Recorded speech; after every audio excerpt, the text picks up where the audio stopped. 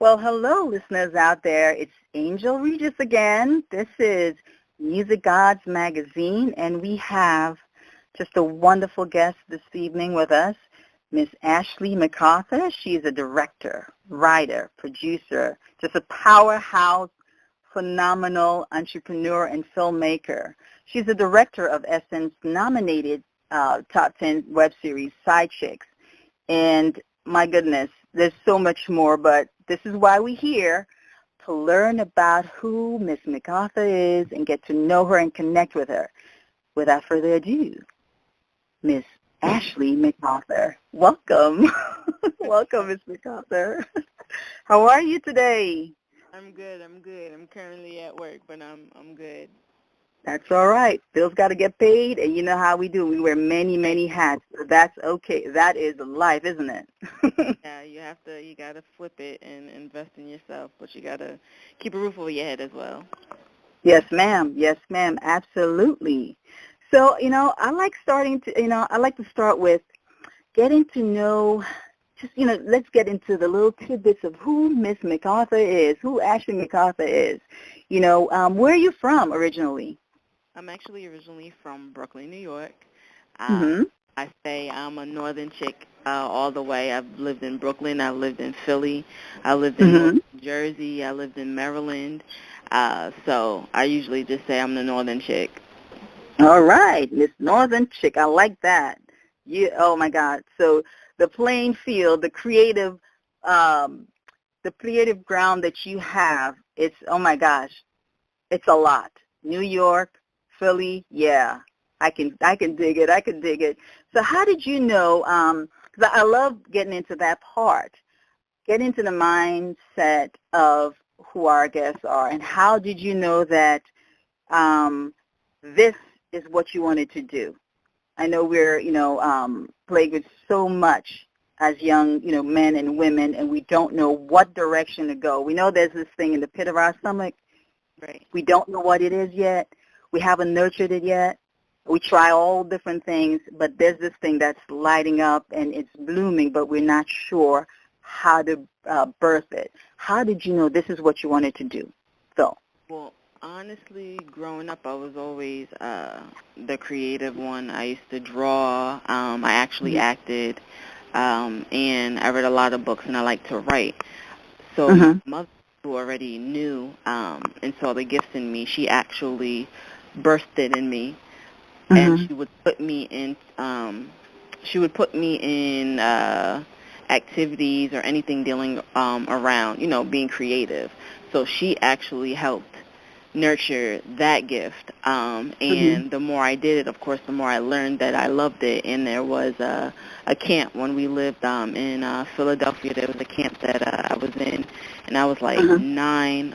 8 or 9, and they wanted us to rewrite a story. It was a Christian camp, but they wanted us to rewrite the prodigal son.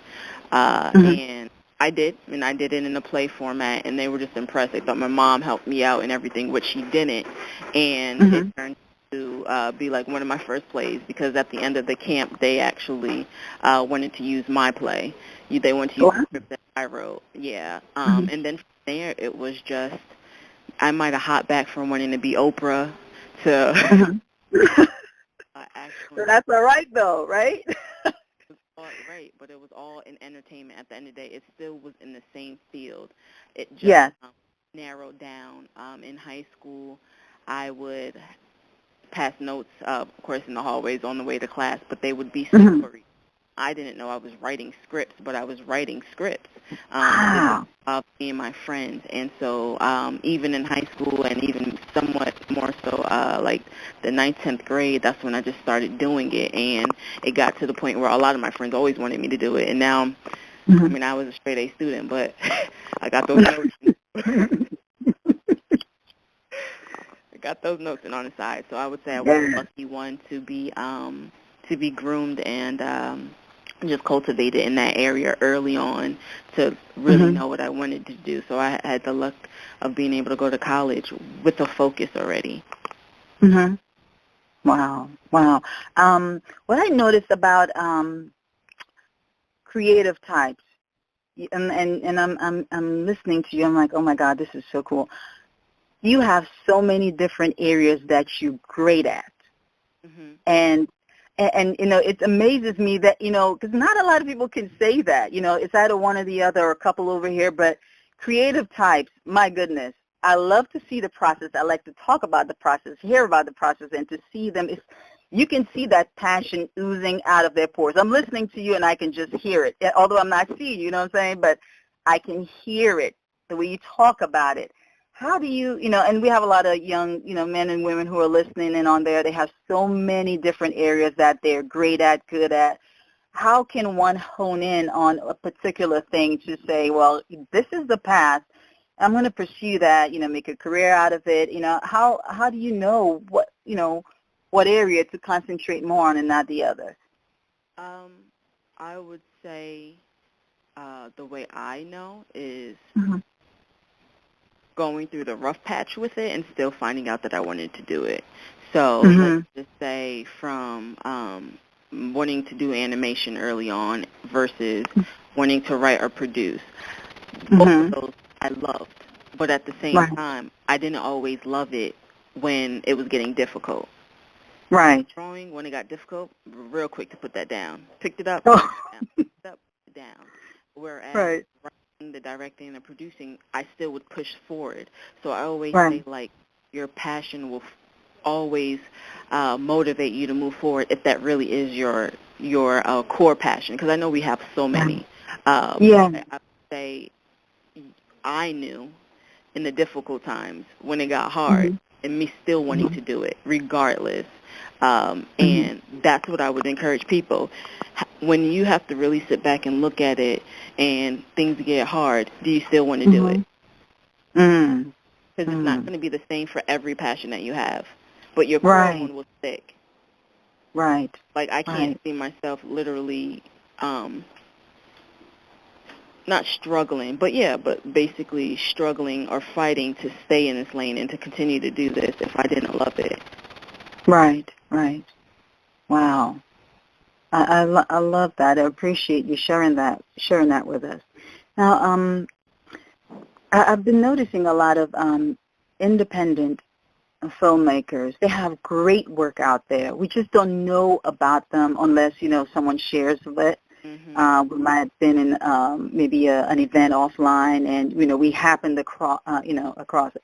How can we, as the community, the tribe, get to know about wonderful filmmakers such as yourself, and engage, support? How do we as a community, we want to, but we don't know where and how. Right. How can you advise for that?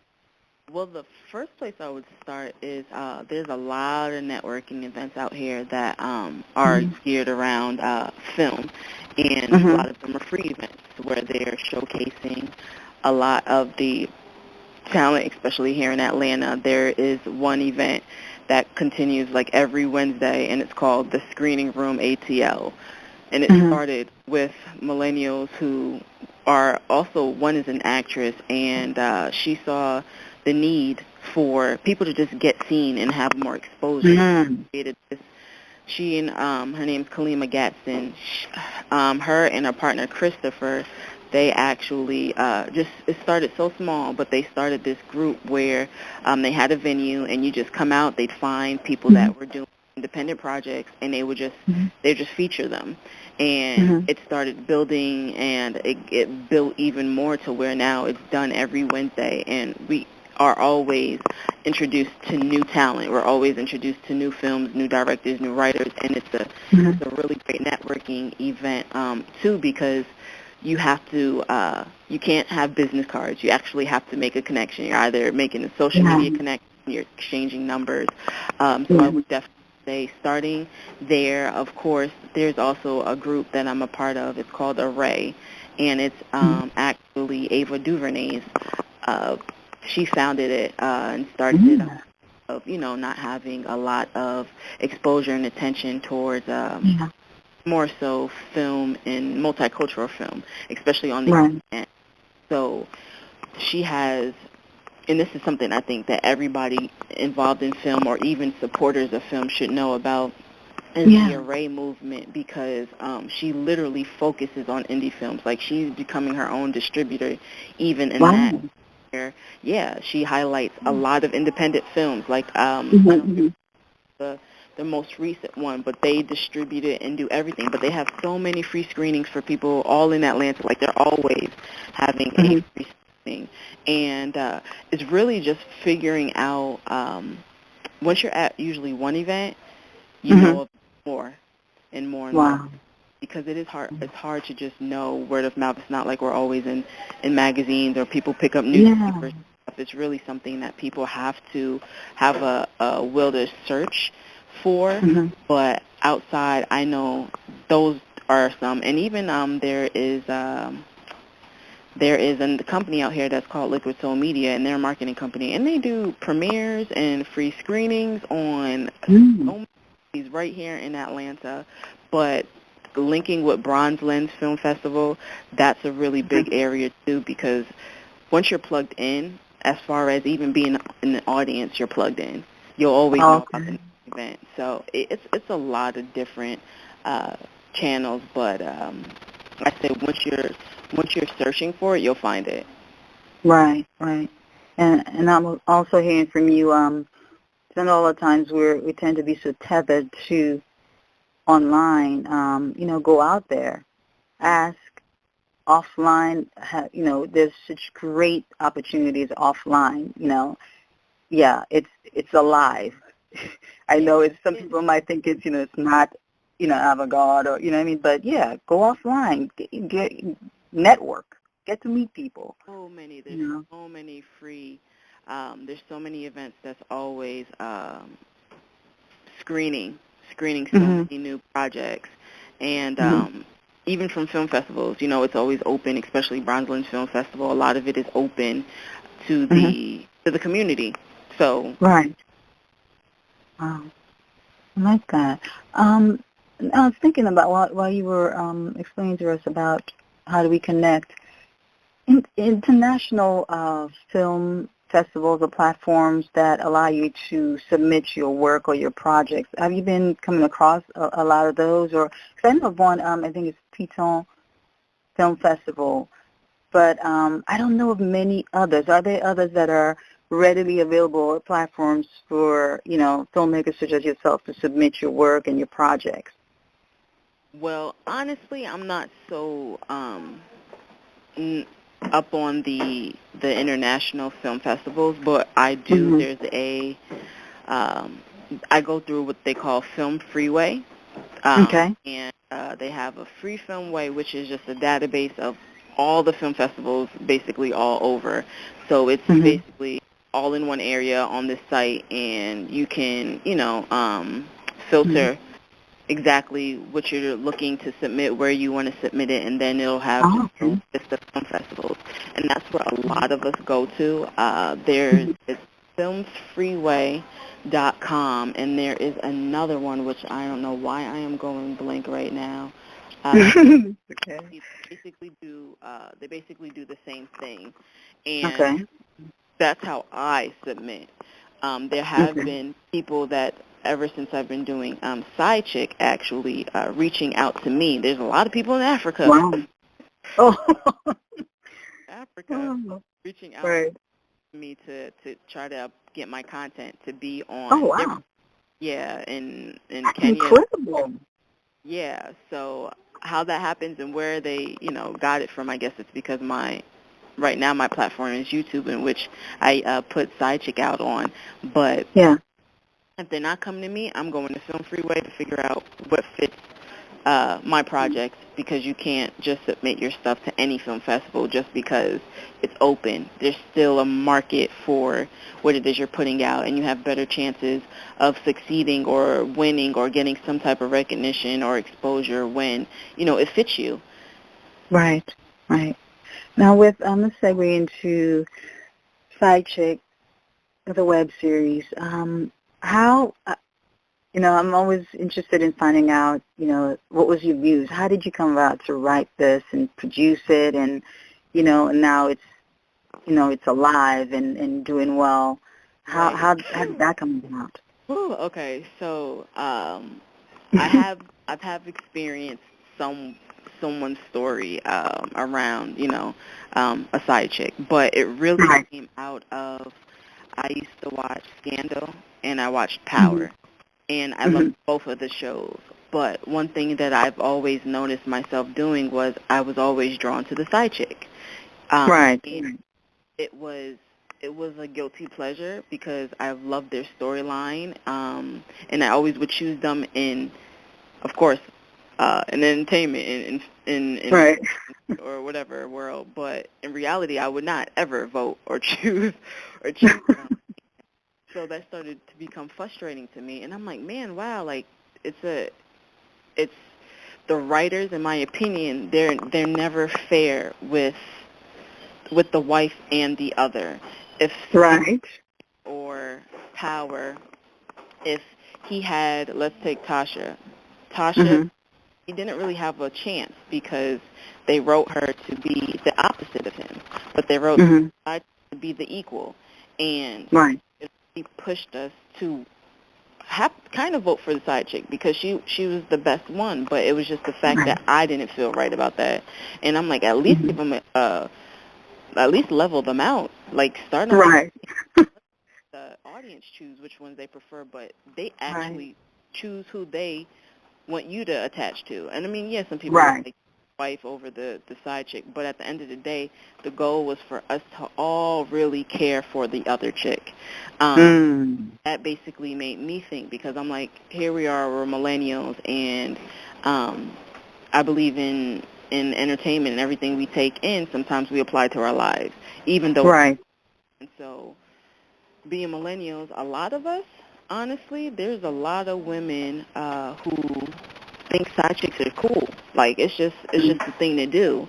Right. I believe that it's the bigger issue when you feel that way. I mean, they feel they're getting their own, they're doing their own thing, but there's so much more to that. And it's sad that we have to settle and we find enjoyment in being the other person and not the main one and not getting Right. respect up front. And that's basically where side chick came out of. So people see Mm-hmm. so much entertainment in it, but it's really the Right. message that I wanted to share with millennials. Mm. No, what I did like about, and I'm glad you brought that up, about the side chicks, Hmm. and your web series.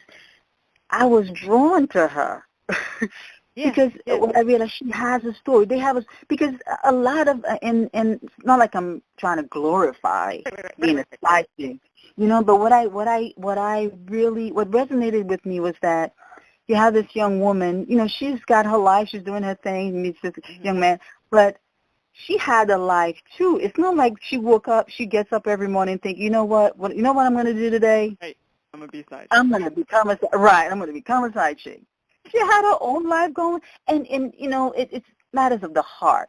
You meet someone, and we don't always meet the people that are right for us, Right. but they do something to us. They touch a part of us that maybe somebody else never did in a certain way that makes us feel different. We have to acknowledge that she's human and a young woman, a woman just like us. We're driven by our emotions and our intuition and, wanting to be loved and feel love, and he's making us feel good. We know we're intelligent, but, you can't discount, Yeah. how she feels. She's a human. She's a young woman who wants those things that anybody else wants. So I love that. I really, really love that.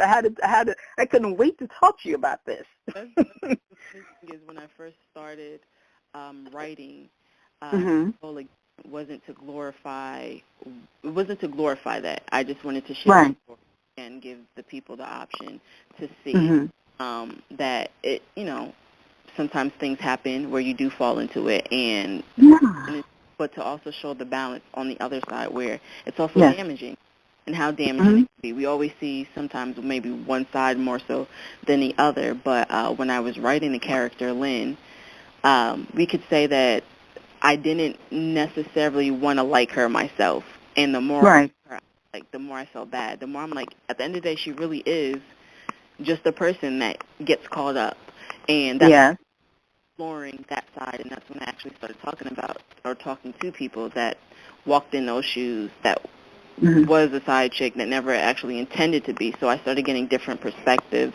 And even though, again, my message, I still wanted to be positive, leaving out, going in and getting more perspective and looking at it through a different lens for both side chicks that do know they're a side chick and sign on to it compared to the ones that don't. It really encouraged me to write it a little bit differently and a lot lighter with, let's say, less judgment. Right. Yeah. Right. I really love that you did that. Of course, my mind was going a mile a minute. I'm like, well, that resonates, and it sort of it hits on certain aspects of our lives as well. You may not be, the traditional side chick, but there's a lot of situations and things in our lives that it's like a side chick. We can't let go. It's bad for us. I loved it. I really, really loved it. How do you, with such rich and creative and, wonderful projects such as this, how do you shop around, whatever the term is in your industry, so that you can present it as, the web series that it is now? How does one go about to do that? Well, the one thing I always, and what I am just continuing to learn, is numbers are so important. Engagement from your audience is important, because when you are nobody, quote unquote, in the film industry, and no one knows your name, and you have no movie that's hit box office like number one, you start from the beginning. And so it's a different conversation, though, when you've created a platform for your own, when you have people that is following your show that say, this is what I love, I can't wait to see this on television. Then you have more leverage. Like, your audience becomes your audience becomes your way in. And so even in the beginning, before I even started it on my own platform, I was going to just jump on someone else's platform that already had an audience, great numbers, because I knew that, there was going to be exposure. But I also had to step back from that, because I felt like God blessed me with a gift, and it would be hard for me to see my skills on someone else's platform and to see what I could really do on someone else's platform. So I started it on my own. And honestly, everyone asks me where those numbers come from and what did I do. I didn't do anything. What's the secret, Ashley? Come on, you can tell us. I mean, I'm so serious. All I did is create the series and just do the best that I could. And God took care of the rest. I know people don't want to hear that God did it, but that's what I have, because I didn't, outside of posting it on Instagram or, I didn't do any heavy marketing. A lot of it was word of mouth. And on YouTube, it was just highly recommended in a lot of different channels on YouTube. So it just happened. It really just took itself there. But one thing I've noticed within my comments, because I keep up with all of my comments, was that engagement. People love the storyline, regardless of whatever technical difficulties we had or the production mishaps or, audio being up and down. They love the story, and the story kept them. But they also love the actors and the chemistry. Like, I haven't had really any negative comments about anything, which I think is pretty awesome, too, knowing that you have 500,000 plus views coming through, and out of all of them, no one's sharing anything super negative. Even, have the petty ones, but a lot of storyline. I want to see it on TV. I want them to be longer. I want them to be longer. Can we have this show longer? So outside of me and my team really just working super hard to do what we love and to create something that we were happy about or proud of, that's what we focused. We didn't compare ourselves to anyone else. We stayed in our lane. We did the best that we could, and clearly it opened up doors, and people came to us and started paying attention. Wow. You know what? I'm glad you did your own thing and listen to your gut and your intuition. I would really love to reiterate to our listeners, like you said, stay in your lane. Do what you know that you can do. Refine your craft. Believe in yourself. Believe that you can do it. You have to start from somewhere. And I know sometimes it's easier to think, oh, my gosh, nobody knows who I am from a can of paint. They're not going to listen. They're not going to look. They're not going to follow. They're not going to subscribe or support me. But this, look, you're the best case study ever, right? You can do it. Miss Ashley did it, people. Miss Ashley did it. And, she remained true to her craft, to who she was, her vision. She was vigilant, and she was, fierce. And you have to stick with it. Stick with it. And she started, it's not about, when you start off on what I'm hearing, it's not even about the quantity, or else you piggybacked off the, the other person you wanted to write off with. But you remained true to yourself. It was about quality, your brand. Yes. Engagement is so important. And I'm glad that you mentioned that. Engagement. People want to talk to you. They want to know who you are, what's going on with the show. And you feel part as someone, in the audience. I want to feel part of what's going on, whether it's behind the scenes or what have you. I feel so special when Miss Ashley takes a few seconds to respond to a question, an inquiry about the show. It goes a long way. It goes, and that's customer service too. Yeah. I believe. But I actually have fun responding back, and it does do something different, because we all know if we're on Instagram, if we ever wanted to reach out to somebody, I don't know, Megan Good, or somebody doing something that they're not always going to respond. And sometimes it's like, your comment just withers off into the background. And I know that feeling, especially when you're so one thing that I always try to do is just stay engaged, never be too big or never, be too high above everyone where you can't just engage with people, because at the end of the day, they are supporting you. Absolutely.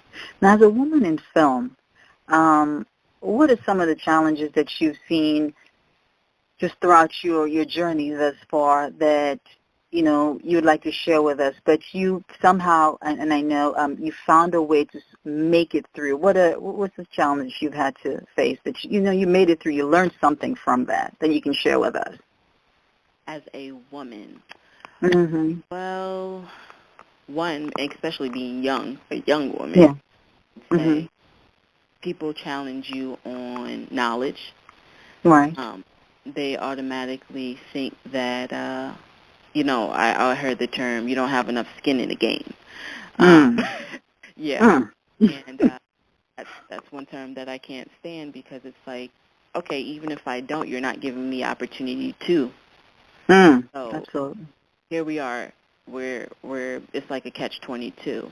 But I would say most of the obstacles as being just a young black woman or just a female in it is people definitely they definitely try you on what you know, and they think that because you haven't had so many projects under your belt, or your IMDb page is not full of projects, that you're less valued. So you're constantly having to prove yourself.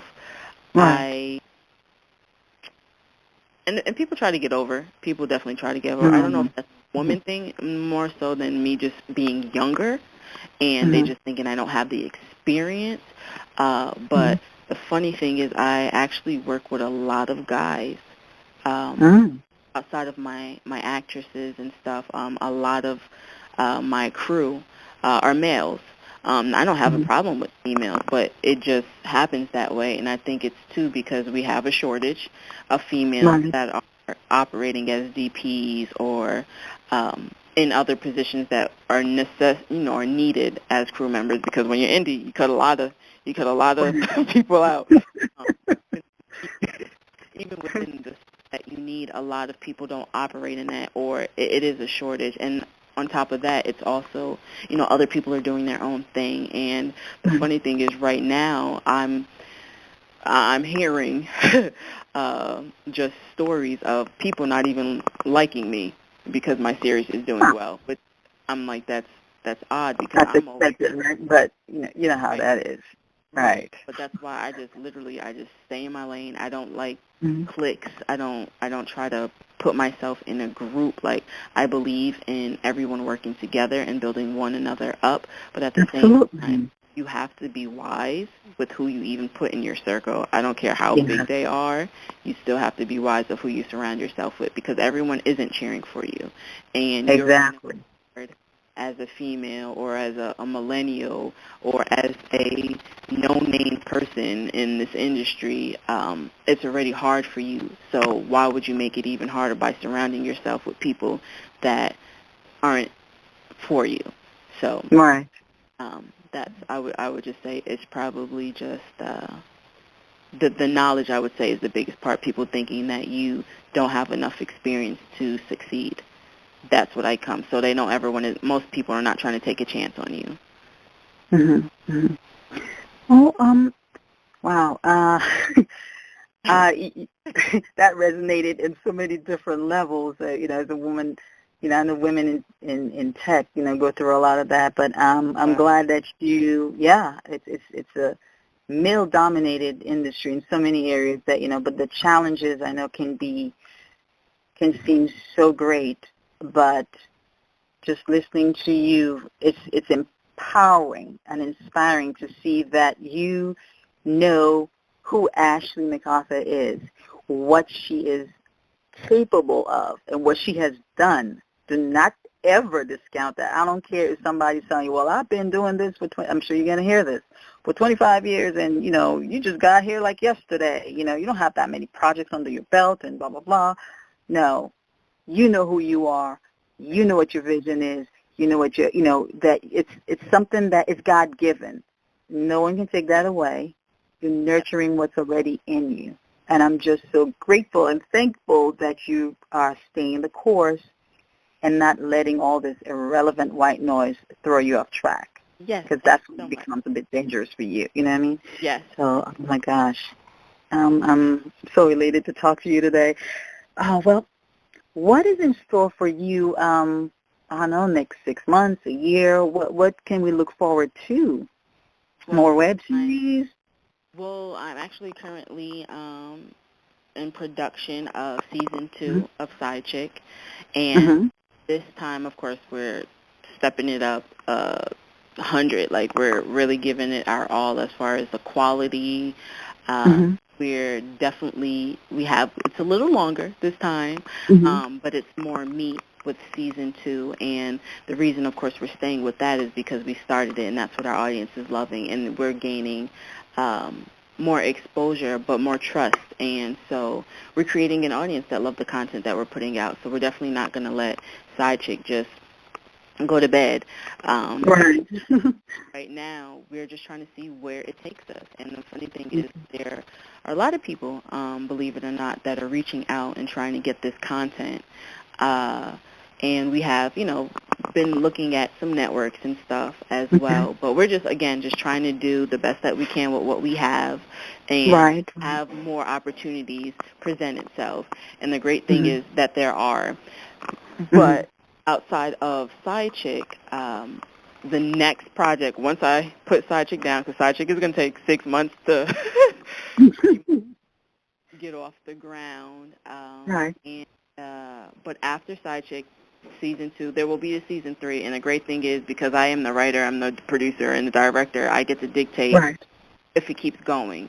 And if the audience says we still want it, then we're going to still do it. But Awesome. the little thing that I can share with you is if season 2 does well and everyone does want a season 3, I'm going to do season 3 in a film. It's going to be more of a film closing. Like, that will end, that will end the whole series, but we'll do it in the film format so that no one has to worry about cliffhangers. We'll just give you a film. But after Side Chick is pretty much done with, I really want to move into doing more features. but I have a project that I'm been writing on, and that's something that I'm really focused on doing after. But even in between me doing side chicks, I'm always working on, and mostly just projects. If I'm not writing for someone or helping or reading scripts, I'm still active. It's not just side, but I'm the type of person that I like to give my all in something. So most of the time I am working on that one thing, because if you're spread so thin, that means something's not getting your best. And Right. I want all my projects to get the best as much as I can give it. And so right now I have the opportunity of just focusing on completing season 2 of Side Chick, and that is what I am working on right now. All right. Yeah. Wow. I'm so happy for you and your team. That's awesome news. Awesome. Thank you so much. Well, we always like to leave our listeners with a nugget of wisdom, if you will. And what nugget of wisdom or inspired advice you can give us, as a filmmaker, entrepreneur, businesswoman? What can you impart with us today? What can I say to you all? Mm-hmm. And just say, follow your dreams, because that's so cliche. Mm-hmm. But what I can say is, and I don't even know who quoted this before, but it was something about how this individual wanted to die empty. And I would say it's so important to figure out what it is that you love and figure out your purpose in life, because if you don't, you will be just operating. You will just be living, and you won't get the full you won't get the full joy out of it. And the last thing you want to do is just exist. But once you figure out that passion, you'll see how your life will completely change around. Like, I'm even in the storm and the struggles, I'm super happy because I know what it is I'm supposed to do. Like, that's what keeps me driving. That's what keeps me going every single day. And I would encourage everybody that's listening or that's reading to do the same exact thing, because I have many conversations with people that are so unhappy, but they're unhappy because they don't know their purpose. They're unhappy because they're not living and doing what they truly want to do. And I would say, I would just challenge you to step out of the boat and to try it. Fear is always going to keep you back, but you never know if you're going to be the one to succeed. And I would say it's better to say, well, at least I did it, than to have that what if I didn't, what if I did it. That what if phrase, I can't stand it. I don't ever want to have a what if, and I don't think anybody else should either. Absolutely. Great advice. You guys heard that. Do something. There's this thing in you that you don't know what it is. Figure it out. Find out. Right. That we all have this gift in us that hasn't been awoken yet. When you find that and you come full circle with that purpose and that gift, sweet Lord, it's a beautiful thing. And like Miss Ashley said, that you'll have struggles, but you know what? It's almost like you're going to be smiling through them, because you're doing what you were meant to do, and you love it, and you're passionate about it, but you did something to pursue it. With that being said, where can we as a community, as our listeners, connect with you, find out about you, your projects? How can we reach you? Well, I do have a website that currently needs to be updated, but, it's there. So it's actually Ashley, my first name, Ashley, McArthur, McArthur,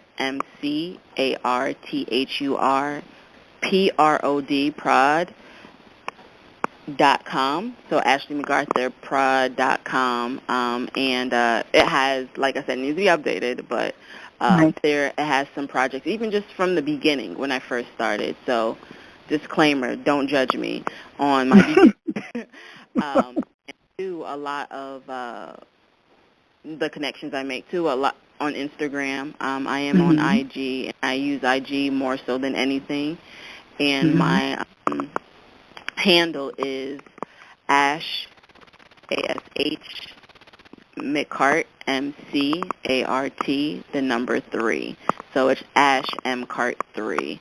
And Okay. people can really just follow me, hit me up, comment. Like I said, I'm very interactive. I talk to people. I'm not just one to ignore. I usually follow back, but I'm not going to say with everyone.